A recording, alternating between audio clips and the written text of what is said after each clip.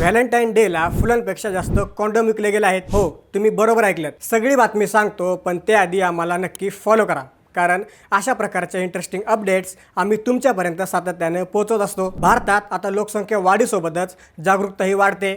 यंदाच्या व्हॅलेंटाईन वीकमध्ये केवळ चॉकलेट आणि फुलं नाही, तर सेक्शुअल वेलनेस उत्पादनांच्या विक्रीने 2025चे सर्व रेकॉर्ड मोडले आहेत। क्विक कॉमर्सच्या रिपोर्टनुसार 7 ते 14 फेब्रुवारी दरम्यान कॉन्डम आणि इतर इंटिमेसी प्रॉडक्ट्सच्या विक्रीत तब्बल 3 पट वाढ झाली आहे।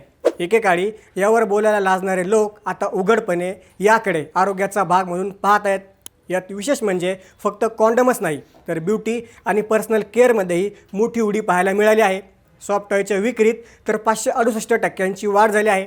यात गंमत म्हणजे व्हॅलेंटाईन कार्ड्सच्या बाबतीत बेंगळुरूने दिल्ली, मुंबई, हैदराबाद आणि चेन्नईसारख्या शहरांनाही मागे टाकले। या बदलत्या आकडेवारीबद्दल तुम्हाला काय वाटतं?